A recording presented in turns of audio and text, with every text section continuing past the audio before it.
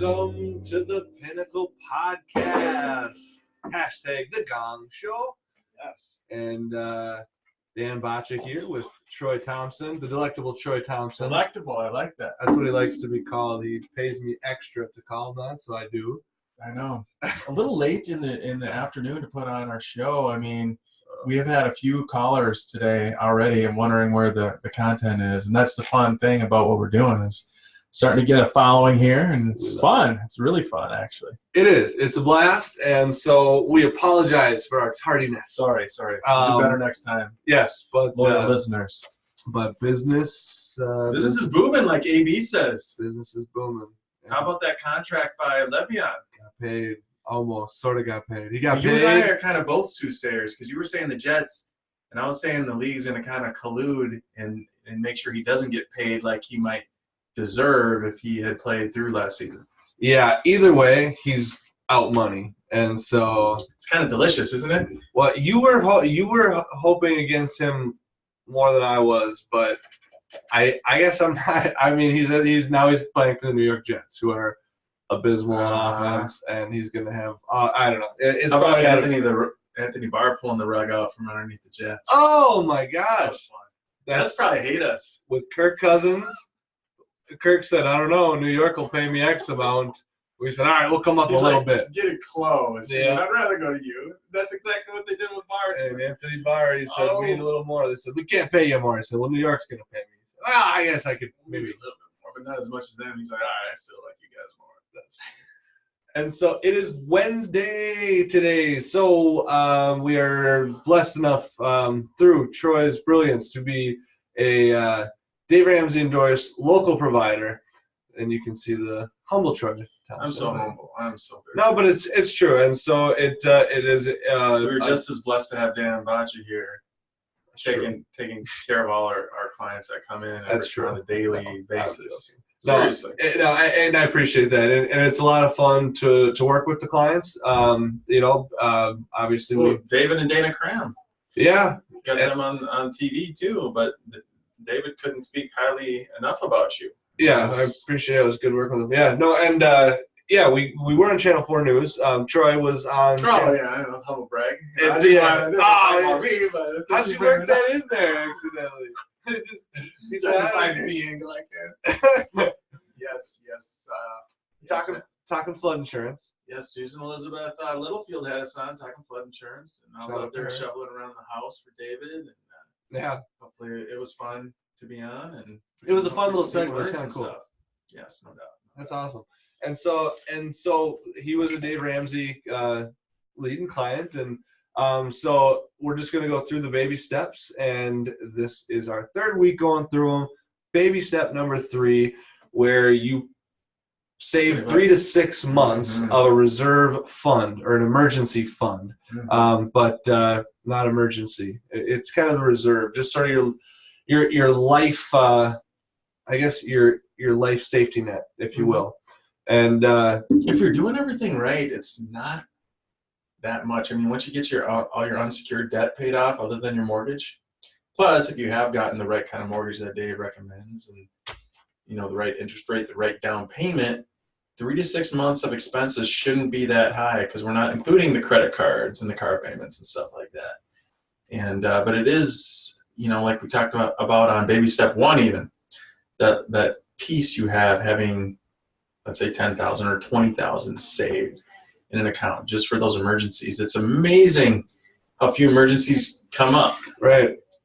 And it's just to have that extra, not just $1,000, but tens of thousands there for those, heaven forbid, those major emergencies. You're out of work for 3 to 6 months or something like that, just to have the money to pay the bills, per se. It's like your own personal Aflac account.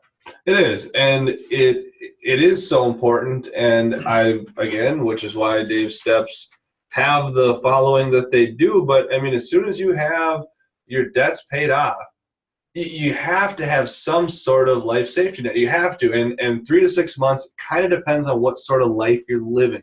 True. And that's up for people that need to evaluate that individually and say, am I in a position, or do I have a career where if it was to end today, there's something very lateral that I could move to that's out there that's, abundant that I know about. Maybe 3 months is okay because you're not going to go 90 days without work for something like that. Or maybe you have a skilled trade where, if something happens, you might have to uproot from wherever you're living to go to another, location or something like that. 6 months is imperative. That might not even be enough. So I would err on the side of 6 months. Always. To be safe. Why not? Yeah, of course. And we're both kind of conservative in that sense as far as how we spend, how we save, and I would always shoot for the 6 months. You want to know a funny story? Please. I'm a Dave Ramsey endorsed local provider. My wife and I put a lot of money down on a home down payment and have money, to put into our this fund and that fund and this fund and that fund. But I noticed the other day, looking at our budget, somehow the wife has diverted a lot of our money, a lot of our savings into a Walt Disney World trip for the family. Oh! And I'm like, honey, why is there more money for that than our emergency fund? So we have different buckets of money, of course. Right. But that's fun. That is. It's not. I don't think it's smart. Wow. I don't think Walt Disney World is an emergency. No. Okay. It might not be an emergency, but Troy, to your point, and really people can take note of this because you do it and you live it better than almost anybody I know, to your credit, as far as how you budget, where the money goes, and being proactive about having a Walt Disney World trip. It's not, sort of, okay, let's plan it for next year. Okay, so, it's just going to be, hey, the money's already there so that when the time comes up and you already have your emergency fund and some of your stuff set into place, and so that as you begin to build that checklist and begin to check those things off, you put in certain obscure things like Walt Disney World trips or like new appliances. I know you guys just went through some of that too, and it's like, great, we have the money set aside, we have that fund, we have that bucket. So when those inevitable things come up, you're not caught off guard, and you're able to have the type of fun that you want to have in those situations. And to anybody that's saving the money and doing it that right way. I wish we could get Sarah in here because I would browbeat her a little bit, though. A little bit. Well, but it's not a bad thing. We're not taking money from the emergency fund for Walt Disney World. Well, no, not from the emergency fund. But I don't think you heard the full story. Oh, gotcha. I'm sorry. We do have different buckets of money for different things. So I'm not saying we're not living the Dave Ramsey lifestyle, but I am saying, let's push that money around a little bit to buffer the baby step 3 before we get to the Walt Disney World trip. Gotcha. Yeah. Well, you're right. Priorities. And sometimes priorities come in the form of Walt Disney World trips. Yes. Yeah. Oh, that's pretty good. No, and I will say for me personally, I went through a non-compete on for insurance for a little while. So for me, a 3 to 6 month fund was important because when you have to kind of pause from your craft a little bit and from what you're doing, your income is not going to be what you're used to if you're just doing something that you're not used to doing. And sometimes that can be good, sometimes it can be negative. And for myself to kind of have those principles in mind even before I really got 100% into the Dave Ramsey thing. That speaks a lot about you.